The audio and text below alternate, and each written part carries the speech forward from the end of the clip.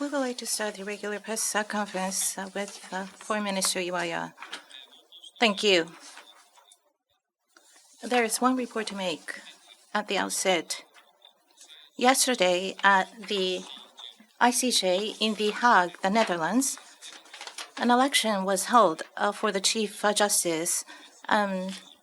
Justice Yuji Iwasawa from our country was elected as Chief Justice. I have just issued a Foreign Minister's statement to express my congratulations to him. The ICJ is the most authoritative justice institution in the international community. The role it plays for peaceful resolution of international disputes and maintaining and strengthening the rule of law in the international community is becoming increasingly larger. We wish Justice Iwasawa's success as a Chief Justice of the ICJ going forward, and Japan will cooperate with the positive development of the ICJ and actively continue to promote the rule of law and make contributions to that. That would be all. So please proceed to the nearby microphone to ask a question. Satomi-san of Asahi News, Asahi Shimbun. This is Asami speaking. With regard to the sanctions by Russia against Japan, the Japanese government and the corporate employees, and 9 of them were announced to be banned from entry. And Foreign Minister IWAYA, you are included, and I would like to have your take on this. Former Foreign Minister Kishida was also banned from entry, and the Prime Minister Ishiba is excluded from the list at the moment. What's your take? And then in the announcement that you were also talking about the importance of a former islander's visit and to the graveyard. What is going to be the impact on this kind of initiative?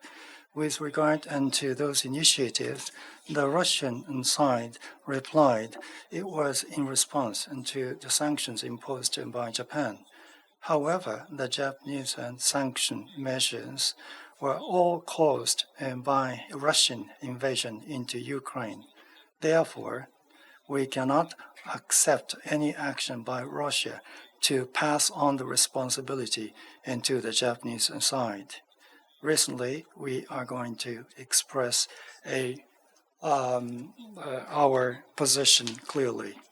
And with regard to the position by the government, our government, the situation with Russia is in a very severe situation.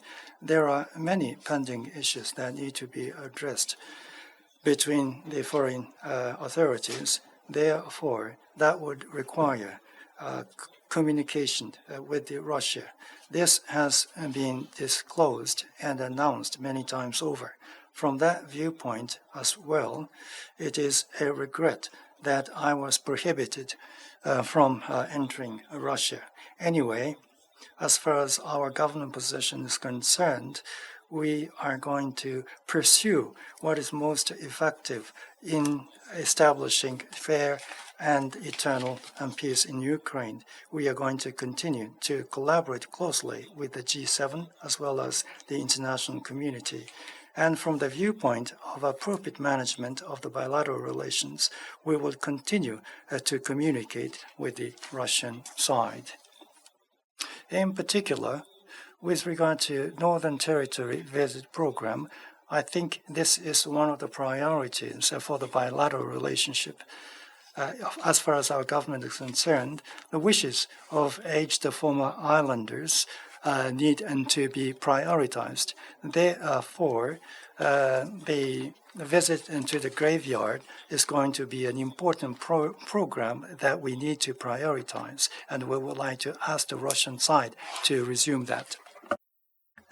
Nikkei Shimbun. Baba from Nikkei Shimbun. President Trump has instructed to temporarily suspend military aid to Ukraine. What is your comment on that? And under very severe security environment in East Asia, what is happening with Ukraine is not someone else's problem for Japan. So how do you intend to respond to this situation? With respect to the media report that you have mentioned, I am aware of it. At this moment, with respect to Ukraine, as you all know, there are many developments continuing in the international community. So as Japanese government, we are paying very close attention to it with great interest. But the situation is still fluid. So I think it's too premature to make a comment or to prejudge what is happening at this moment. At any rate, the international community is racking its brain to try to work towards a goal of achieving a peace, which is not easy. So that a fair and durable peace is achieved for Ukraine at the earliest possible stage, all relevant parties need to take a concerted effort and to make tenacious endeavors. Diplomacy requires patience and thoughtfulness. As the Prime Minister said, I think we have to make patient and sincere efforts for sincere dialogue so that opinions can be converged. And I think Japan should play a role at that. Yomiuri Shimbun. Uemura of Yomiuri Shimbun. The meeting between President Trump and President Zelensky was disrupted, and there was a support program announced by the UK and Germany and others. What is your take on the summit meeting between the US and Ukraine? What about the support to Ukraine? Is it going to be continued by the Japanese government? And what is going to be the size of the aid going forward? With regard to the spat between the United States and Ukraine, it was such a regret. That means we are not that pessimistic. As has already been mentioned, exploring peace is a very difficult task, not easy to achieve. Therefore, I think this is one piece of the whole process. Led by the U.S. initiative, the steering wheel is now being changed to. I hope that this is going to be turn out to be productive. Therefore, the international community should stay united. As already mentioned in the previous comment, we have to be patient and we have to exercise compassion so that the dialogue would continue. That is extremely important. And as far as our government is concerned, we would like to play a role that is expected on us. At the upcoming G7, the major agenda is going to be this issue with regard to Ukraine. Therefore, we are going to have a fruitful discussion. Going forward, how's our initiative going to be towards Ukraine? We are going to closely collaborate with the international community, and we are going to get involved in various fields. With regard to the size of the assistance, as far as this matter is concerned, we have to collaborate with the international community, and then we have to respond to the needs from Ukraine. Kyodo Tsushin, Sakaguchi from Kyodo Tsushin. I have a question regarding U.S. tariffs. President Trump, local time 4th, Mexico, Canada, and China, for these countries, President Trump has said that it will impose tariffs and strengthen tariffs. And if that happens, there will inevitably be negative impact on automotive industry. How will Japan work to mitigate that? So President Trump or the U.S. government has made an announcement, and I am aware of that. We would like to scrutinize the impact of these measures taken by the U.S. government and respond to them appropriately. Soon, with the approval of the diet, Amenti Minister Muto will visit the U.S. To engage in talks with his counterpart. I understand Japan's national interest and U.S. national interest so that a win-win can be achieved for both. Having such consultations is going to be quite vital.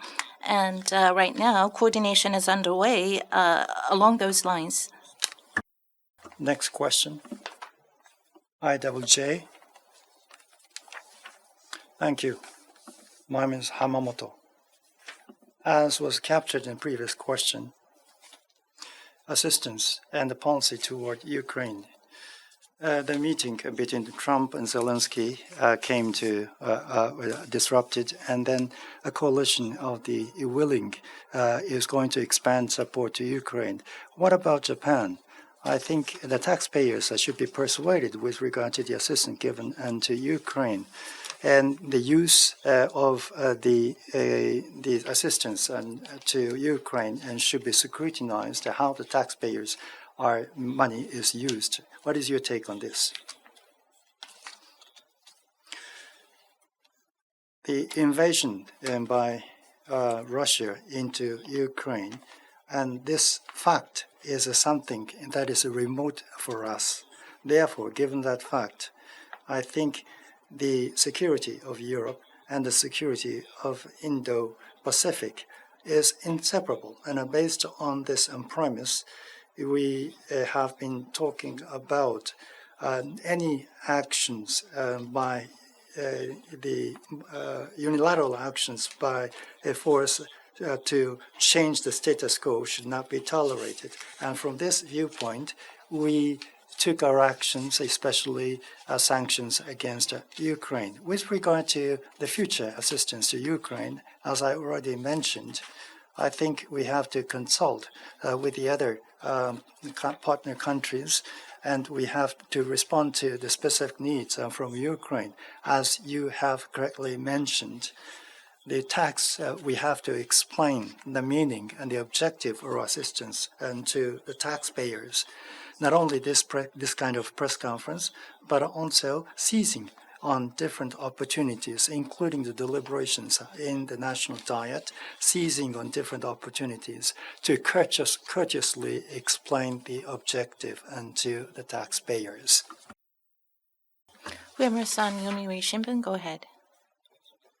Uemura from Yomiuri Shimbun newspaper. Thank you. With respect to ceasefire between Russia and Ukraine, there's an idea that is raised for European countries to be involved in monitoring that.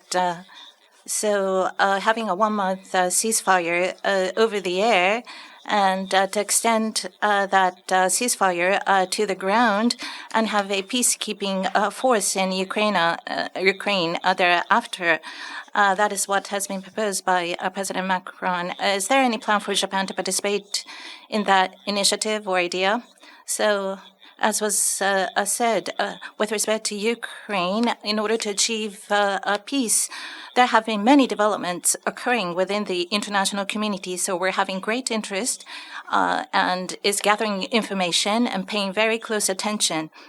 So centering around the UK and France, it's been reported that a proposal is going to be put together and upon consultation that it is to be presented to the U.S. But the situation is still fluid. So with respect to the specific issues with respect to the idea, so a peacekeeping force, for example, because it's hypothetical, it's super mature to respond to such hypothetical questions with respect to the specifics. For the peace to be achieved so that the international community would not be divided, for the community to come up with ideas and opinions and to achieve a convergence of views. And Japan is committed to continuing its efforts and to play a role in that. TBS, my name's Osaki.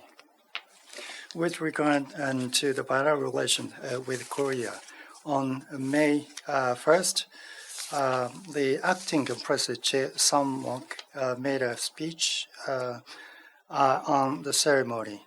And on that occasion, on the 60th anniversary of the normalization of diplomatic relations, there should be a new chapter to be opened, emphasizing the importance of the bilateral relations. What is your take on the address given by the acting president?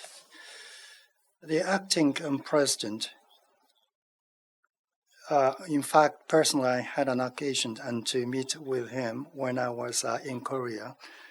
On March 1st, in the ceremony, he expressed expectation on opening a new chapter with Japan on the 60th anniversary, and he also emphasized the importance of the cooperation between the two countries given the current international situation. Japan and the Republic of Korea should serve as partners to address various issues in the international community. In this global strategic environment and under the current international situation, there is no change to the importance of the bilateral relation. Rather, its importance is rising. Given under this recognition, I think the two countries should address various issues in partnership, including responses to the 60th anniversary of the diplomatic normalization. We would like to continue and to communicate closely with the Korean government. Haraka-san of Sankei Shimbun, go ahead. Haraka from Sankei Shimbun, thank you. This is something that I asked about before in the press conference about the missing records of Japan DPRK diplomatic negotiation and the leakage of content. The cabinet decisions on this issue made today.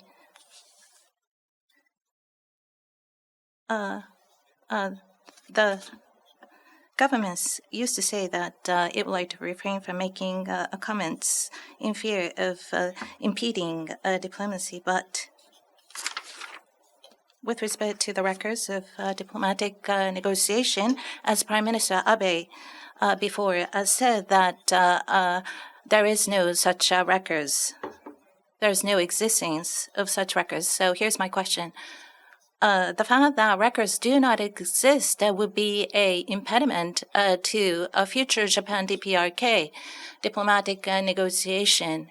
And so what is your take on the missing records? And are you going to look into the causes as to why the records were not kept or went missing? And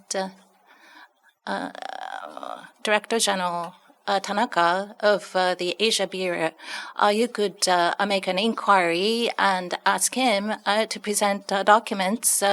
Do you plan to do anything of that sort and respond to the situation?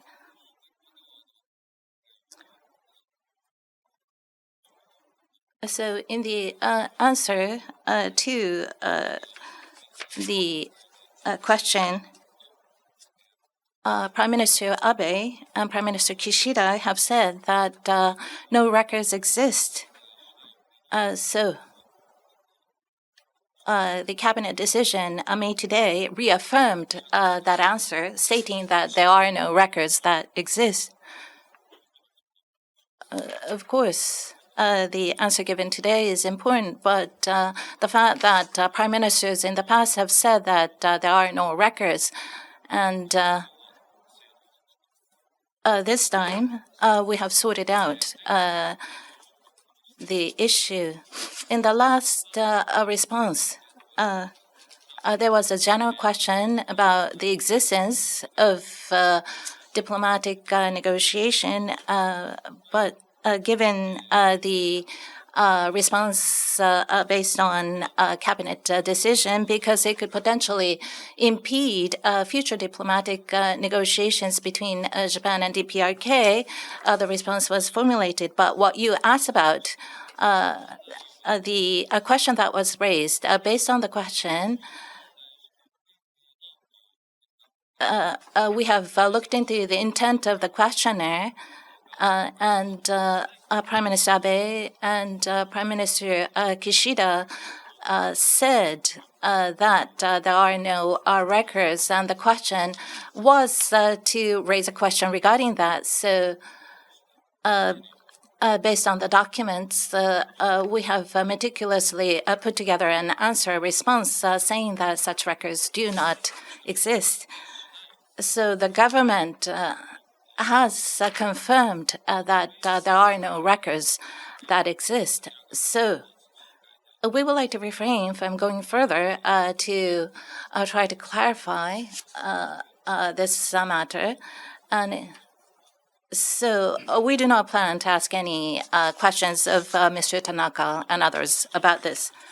If that would be all, we would like to conclude the press conference for today. Thank you.